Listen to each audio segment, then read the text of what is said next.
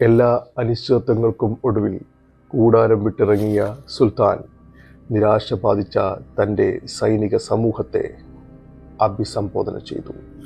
വികാരം തുളുമ്പുകയും അതുവഴി നിശ്ചയദാർഢ്യത്തോടു കൂടിയുള്ള അദ്ദേഹത്തിൻ്റെ വാക്കുകളിൽ ആത്മവിശ്വാസം കൈവരിച്ച അവരോട് ഒരു അവസാന പോരാട്ടത്തിന് തയ്യാറാകുവാൻ അദ്ദേഹം ആഹ്വാനം ചെയ്തു.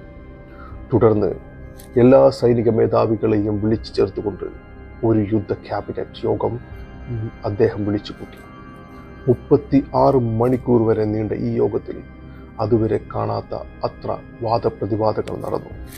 പല മുതിർന്ന നേതാക്കളും ഉദ്യോഗസ്ഥരും ഒരു വേള പിൻവാങ്ങാൻ വരെ സുൽത്താനെ ഉപദേശിച്ചെങ്കിലും സുൽത്താൻ അതിന് തയ്യാറായിരുന്നില്ല. വർഷങ്ങൾ നീണ്ട പഠനങ്ങളിലൂടെ സ്വായത്തമാക്കിയ അറിവുകൾ സ്വാംശീകരിച്ച് അദ്ദേഹം ഒരു അന്തിമ പോരാട്ടത്തിലുള്ള പദ്ധതി തയ്യാറാക്കി കഴിച്ചിരുന്നു. അതിൽ പ്രധാനമായും ഉണ്ടായിരുന്നത് തുരങ്കങ്ങളിലൂടെ ശത്രുവിൻ്റെ കോട്ടയിലേക്ക് പ്രവേശിക്കുകയായിരുന്നു പ്രധാന ഉദ്ദേശമെങ്കിലും അവ കോട്ടയുടെ ഉള്ളിൽ പ്രവേശിക്കുമ്പോൾ ബൈസന്റൈൻ സൈനികർ വെള്ളത്തിൻ്റെയും അന്നത്തെ ചില സാങ്കേതിക വിദ്യയുടെയും സഹായത്തോടെ അവ കണ്ടെത്തുകയും അതിന് മറുതുരങ്കങ്ങൾ പണിയുകയും ആ തുരങ്കങ്ങളെ നശിപ്പിച്ച് തുരങ്കക്കാരെ പിടികൂടുകയും ചെയ്യുന്നത് പതിവായിരുന്നു. ഇത് ഒഴിവാക്കാൻ ഇനിയുള്ള തുരങ്കങ്ങൾ ഇതുവരെ പണിത ഇതിൽ നിന്നും കോട്ടയുടെ മുൻവശത്തേക്ക് മാത്രമായി നിലനിർത്താൻ അദ്ദേഹം ആജ്ഞാപിച്ചു. അതിനുശേഷം ആ ഭാഗങ്ങളിൽ അതിമാരകമായ രീതിയിലുള്ള വെടിമരുന്നിൻ്റെ ശേഖരം നിറയ്ക്കാനും അദ്ദേഹം നിർദ്ദേശം നൽകി. ബസലിക്ക, കാനോൺ അടക്കമുള്ള ദീർഘദൂര പീരങ്കികളെല്ലാം തന്നെ എവിടെയൊക്കെയാണോ വെടിമരുന്ന് നിറച്ച് തുരങ്കങ്ങളുള്ളത് ആ കോട്ടയുടെ ഭാഗത്തേക്ക് നേരെ തിരിച്ചു വയ്ക്കാനും ഉത്തരവിട്ടു. പീരങ്കികളുടെ സ്ഥലം മാറ്റവും 3-4 ദിവസത്തെ യുദ്ധവിരാമവും തുർക്കി പടയാളികളുടെ ഇടയിൽ ആശയക്കുഴപ്പമെല്ലാം കോൺസ്റ്റാന്റിനോപ്പിളിലുള്ള ബൈസന്റൈൻ സൈനികർക്ക് സുൽത്താൻ്റെ പിന്മാറ്റമായിട്ടാണ് അനുഭവപ്പെട്ടത്. അതവരെ ആഹ്ലാദഭരിതരാക്കുകയും വലിയ ലഹരിയിലേക്ക് വീഴാൻ അവരെ അത് പ്രാപ്തമാക്കുകയും ചെയ്തു. ഈ ഒരു അവസ്ഥ സുൽത്താൻ്റെ മാറുന്ന തന്ത്രത്തെക്കുറിച്ച് തിരിച്ചറിയാൻ അവർക്ക് കഴിയാതെ പോയി. എന്നാൽ ഇതൊന്നുമായിരുന്നില്ല സുൽത്താൻ്റെ യഥാർത്ഥ തന്ത്രം.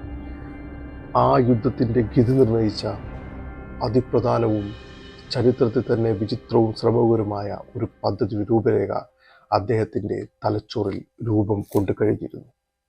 ഗോൾഡൻ ഹോണിൽ പ്രവേശിക്കാതെ കോട്ടയെ വീഴ്ത്തുക അസാധ്യമാണെന്ന് 3-ാം കുരിശ് യുദ്ധത്തിൽ തന്നെ അദ്ദേഹം മനസ്സിലാക്കിയതാണ്. ഇതിനാൽ ഗോൾഡൻ ഹോണിൻ്റെ കവാടത്തിൽ നിലയുറപ്പിച്ച കപ്പലുകളോട് കൂടുതൽ കിഴക്കിലേക്ക് പിൻവലിഞ്ഞ് വടക്കോട്ട് നീങ്ങി ഗലാട്ടയ്ക്ക് സമീപം മാറി നിലയുറപ്പിക്കാൻ നിർദ്ദേശം നൽകി.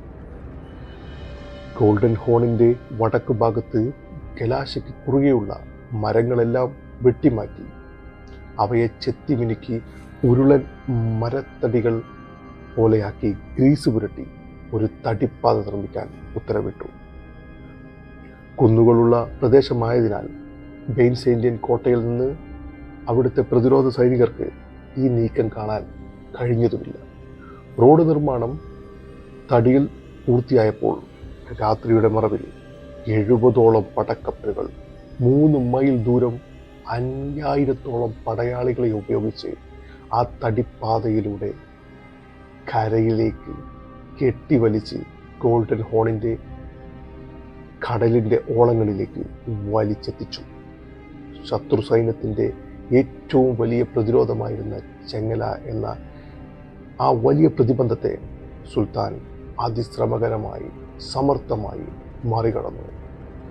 പിറ്റേന്ന് പ്രഭാതത്തിൽ ഗോൾഡൻ ഹോൺ നിവാസികൾ ഉയർന്നത് ശക്തമായ പീരങ്കി ആക്രമണത്തിൻ്റെ ശബ്ദം കേട്ടാണ്.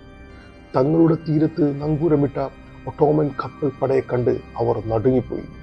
വിവരമറിഞ്ഞ ചക്രവർത്തി തീ കൊണ്ടുള്ള കപ്പലുകൾ ഉപയോഗിച്ച് തുർക്കി കപ്പലുകളെ ആത്മഹത്യപരമായ രീതിയിൽ തുരുത്താൻ ഒരു വിഫല ശ്രമം നടത്തി നോക്കിയെങ്കിലും വളരെയേറെ വൈകിപ്പോയിരുന്നു. പ്രതിരോധിക്കാൻ ശ്രമിച്ച കപ്പലുകളെ മുഴുവൻ തുർക്കിയുടെ നാവികപ്പട മുക്കിക്കളഞ്ഞു.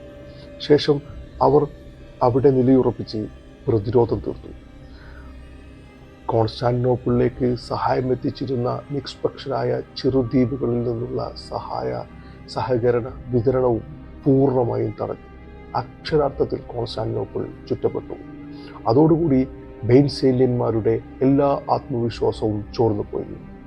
അവരുടെ നിരാശ അതിഭീകരമായിരുന്നു.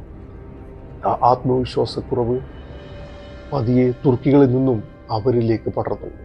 ഏത് നിമിഷവും ഗോൾഡൻ ഹോണിൽ നിന്ന് കപ്പലുകൾ ആ കരയിലേക്ക് ആളുകളെ, സൈനികരെയും ഇറക്കുമെന്ന അവസ്ഥ കൂടി വന്നപ്പോൾ പ്രതിരോധ സേനയെ പിളർത്തി അങ്ങോട്ട് പ്രതിരോധിക്കാൻ അയക്കാൻ ചക്രവർത്തി നിർബന്ധിതനായി.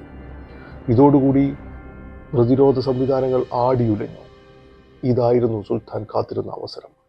1453 മെയ് 29 ഒരു പൂർണ്ണ യുദ്ധത്തിന് അദ്ദേഹം ആഹ്വാനം നൽകി. അതിനു മുന്നോടിയായി തുരങ്കമുഖങ്ങളിലെ വെടിമരുന്നിന് തീകൊളുത്താനും അതേസമയം അതേ സ്ഥലത്ത് പീരങ്കികൾ കൊണ്ട് പ്രഹരിക്കാനും അദ്ദേഹം നിർദ്ദേശം നൽകി. ഈ സംയുക്തമായ ആക്രമണത്തിൽ നൂറ്റാണ്ടുകളോളം ശത്രുക്കളെ തടഞ്ഞു നിർത്തിയിരുന്ന കോൺസ്റ്റാന്റിനോപ്പിളിന്റെ മഹാഭിത്തികളിലെ നല്ലൊരു ഭാഗവും അടർന്നു വീണു. മാർഗം വലിയ വിള്ളലുകൾ ആയി തുറന്നു കിട്ടിയ ഉടൻ തന്നെ സകല സൈനികരോടും കോട്ടയിലേക്ക് ഇരിച്ചു കയറാൻ സുൽത്താൻ ഉത്തരവ് നൽകി. ഇതേ സമയം കോട്ടയിൽ ഉണ്ടായിരുന്ന എണ്ണത്തിൽ കുറവായ സൈനികരെ ഉപയോഗിച്ച് ജിയോവാനിയും കൂട്ടരും അവരെ തടയാനൊരു ശ്രമം നടത്തി നോക്കി. എന്നാൽ നേരിട്ടുള്ള യുദ്ധത്തിൽ തുർക്കികളെ തടയുക അത്ര എളുപ്പമല്ലായിരുന്നു. വീറോടെ മുന്നോട്ട് കുതിച്ചു വന്ന ജാനിസരികൾ കൂട്ടരും ജിയോവാനിയെയും കൂട്ടരെയും തള്ളി മാറ്റിക്കൊണ്ട് മുന്നോട്ട് തന്നെ കോട്ടയ്ക്കുള്ളിൽ പ്രവേശിച്ചു.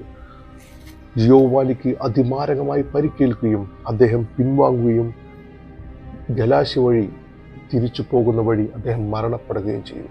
അതോടുകൂടി നാഥനില്ലാതെയായി മാറിയ ബൈസന്റിയൻ സൈന്യം ചിന്നിച്ചിതറി.